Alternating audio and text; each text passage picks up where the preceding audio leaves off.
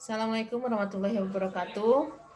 Baiklah, kita akan masuki pertemuan kita keempat, yaitu mata kuliah manajemen kesehatan dan keselamatan kerja. Untuk pertemuan kali ini kita akan membahas tentang keselamatan kerja. Nah, keselamatan atau safety adalah kemampuan untuk mengidentifikasi dan menghilangkan atau mengontrol risiko yang tidak bisa diterima yang berawal dari bahaya. Nah, bahaya di sini sesuatu keadaan yang berpotensi untuk terjadinya kecelakaan dan kerugian dalam bekerja. Nah, berdasarkan Undang-Undang Nomor 14 Tahun 1969 Pasal 9 dan Nomor 10 dikemukakan bahwa tiap tenaga berhak mendapatkan perlindungan atau keselamatan, kesehatan, kesusilaan, perlindungan atau keselamatan, kesehatan, kesusilaan, serta pemeliharaan moral kerja, perlakuan yang sesuai dengan martabat manusia dan moral agama.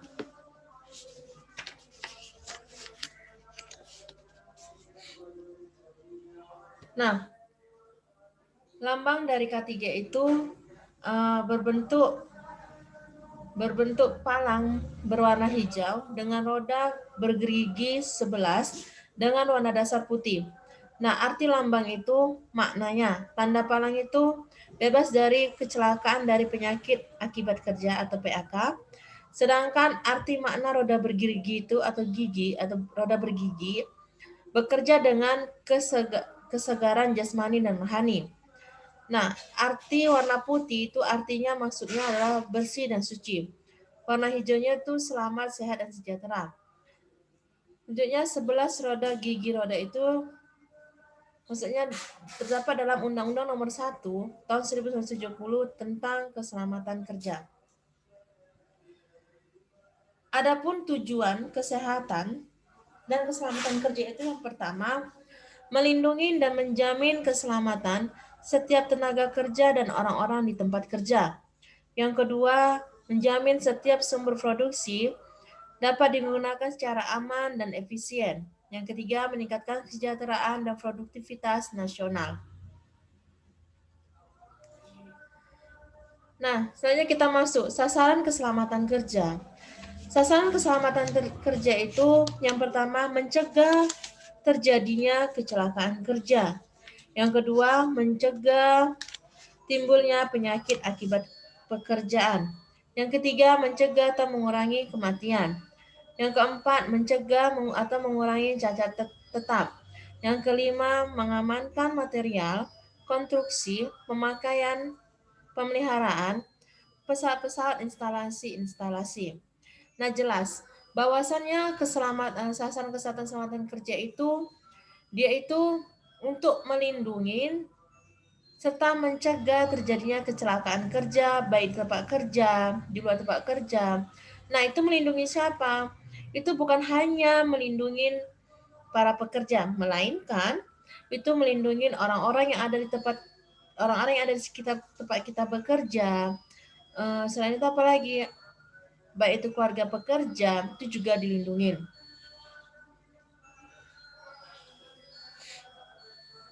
Nah, unsur-unsur penunjang dari keselamatan kerja itu yang pertama, adanya kesadaran dan mencegah K3 dan menjaga K3.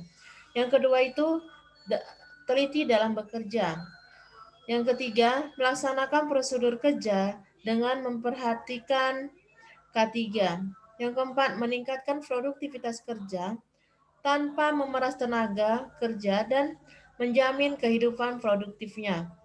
Selanjutnya, mencegah pemborosan tenaga kerja, modal, alat, dan sumber produksi lainnya dalam bekerja.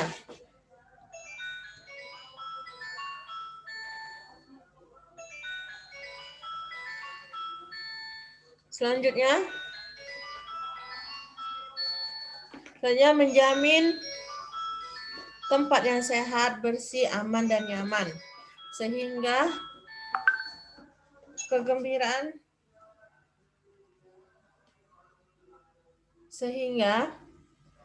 menimbulkan kegembiraan dan semangat. kerja. Selanjutnya, meningkatkan. Yang keenam itu menjamin tempat yang sehat, bersih, aman, dan nyaman sehingga menimbulkan kegembiraan dan semangat bekerja.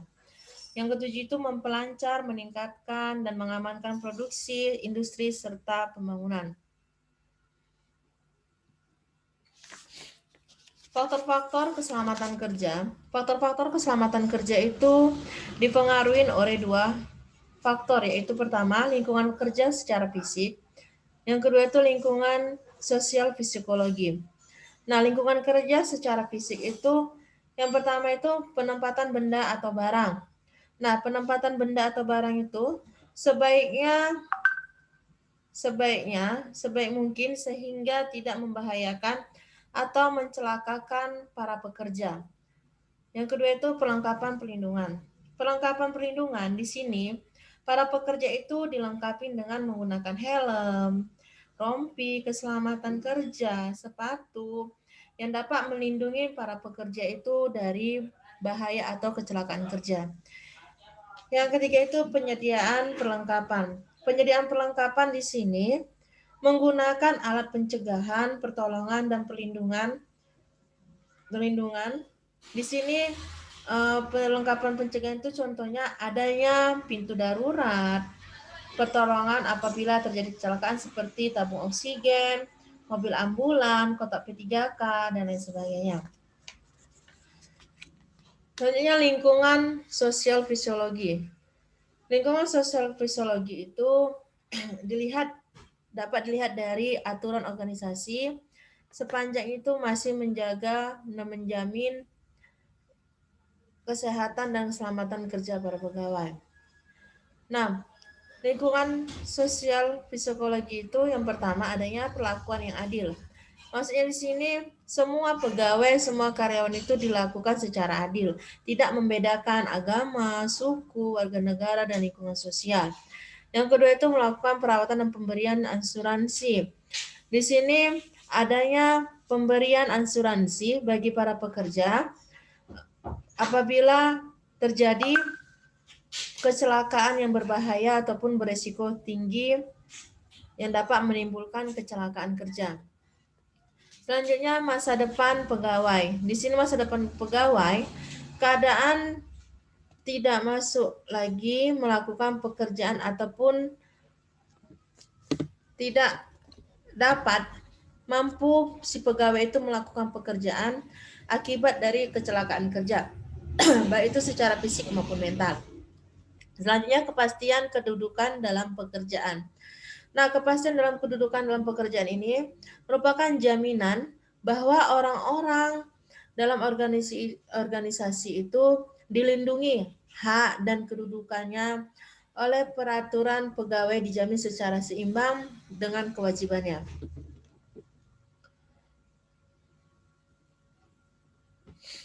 Selanjutnya, sektor-sektor yang termasuk dalam keselamatan kerja. Sektor-sektor yang termasuk dalam keselamatan kerja, yang pertama adalah pencegahan kebakaran, yang kedua pencegahan peledakan, yang ketiga bidang mekanik, keempat bidang konstruksi bangunan, kelima bidang listrik, keenam di tempat kerja beresiko tinggi. Yang pertama, pencegahan kebakaran. Pencegahan kebakaran ini terdapat dalam keputusan Kepmenaker RI nomor Kep strip 186 garing Men garing 1999 yang dimana perusahaan itu harus memenuhi persyaratan yang pertama memiliki tim penanggulangan kebakaran yang terlatih, yang kedua memiliki perencanaan tanggap darurat. Nah, yang kedua itu adalah pencegahan peledakan. Berdasarkan peraturan Permenaker nomor per strip 01 garing Men garing 1982 tentang Undang-Undang UAP pada tahun 1930 bahwa perusahaan itu harus memenuhi persyaratan. Yang pertama itu memiliki tim operasi. Yang kedua, konstruksi harus kuat dan memenuhi syarat. Yang ketiga itu memiliki sertifikat asli, tidak memihak dan diakuin. Nah, Selanjutnya sektor yang ketiga itu adalah bidang mekanik. Dalam bidang mekanik terdapat dalam peraturan Permenaker RI nomor per strip 05 garing men garing 1985 dan per strip 04 garing men garing 1985 bahwasannya perusahaan harus memenuhi persyaratan sebagai berikut. Perusahaan itu harus memiliki yang pertama, memiliki izin operasi. Yang kedua, memiliki landasan kerja yang sesuai.